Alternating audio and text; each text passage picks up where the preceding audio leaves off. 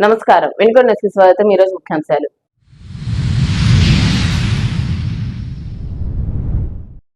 ఈపూరు మండలంలో POCSO case నమోదు. ఓ బాలికను ప్రేమ పెళ్లి పేరుతో వేధిస్తున్న నేపథ్యంలో కేసు నమోదు చేసిన పోలీసులు.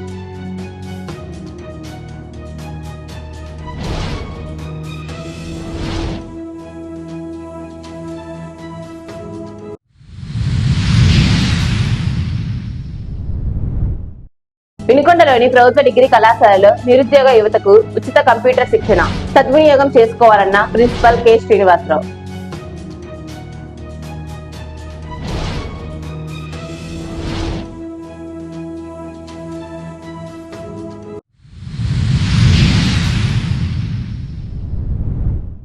నూజెండ్ల మండలం వ్యవసాయ అధికారిని సుగుణా బేగం బదిలీ.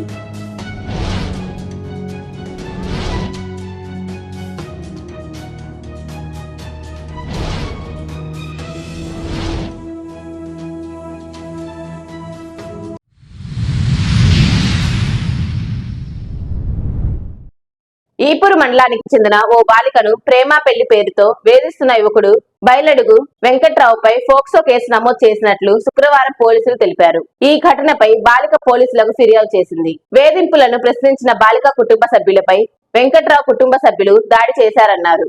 దీనికి ప్రతీకగా బాలిక కుటుంబ సభ్యులు తనపై తన తల్లిపై దాడి చేశారని వెంకట్రావు తన ఫిర్యాదులో పేర్కొన్నాడన్నారు. వినుకొండలోని డ్రైనేజీల్లో పూడిక తొలగింపు కార్యక్రమం చేపట్టారు. కొద్ది రోజులుగా కురుస్తున్న వర్షాలకు ప్రజలు తీవ్ర ఇబ్బందులు పడుతున్నారు. పట్టణంలోని పలు ప్రాంతాల్లోని డ్రైనేజీలు పూడికతో నిండి వర్షపు నీరు రోడ్డుపైకి వస్తున్నాయి. లోతట్టు ప్రాంతాలు నీట మునిగాయి. ఈ నేపథ్యంలో వర్షపు నీరు రహదారులు ఇళ్లలోకి రాకుండా పూడిక తొలగిస్తున్నామన్నారు.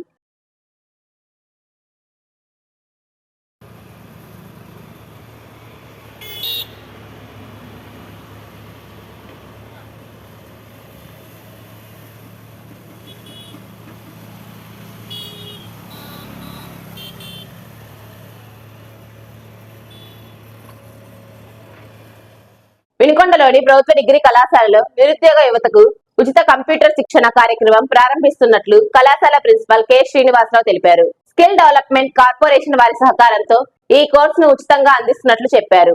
10వ తరగతి చదివిన వారు ఈ కోర్సులో చేరుటకు అర్హులని అన్నారు. వినుకొండ పరిసర ప్రాంత యువత సద్వినియోగం చేసుకోగలరని తెలిపారు.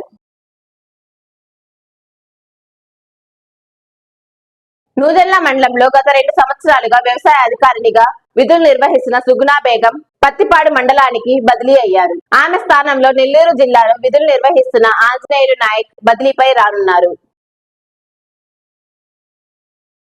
జూన్ 13న యోగాంధ్రలో భాగంగా ఈ నెల 21న నిర్వహించనున్న యోగా కార్యక్రమానికి రిజిస్టర్ అయిన అన్ని వేదికల్లో 14న యోగా డిమాన్స్ట్రేషన్ నిర్వహించాలని కలెక్టర్ అరుణ్ బాబు తెలిపారు. శుక్రవారం ఆయన టెలికాన్ఫరెన్స్ ద్వారా అధికారులను ఆదేశించారు.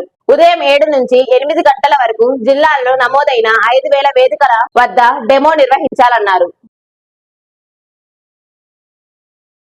వినుకొండ న్యూస్ సమాప్తం. తిరిగి రేపటి న్యూస్ కలుద్దాం. అంతవరకు సెలవు. నమస్కారం.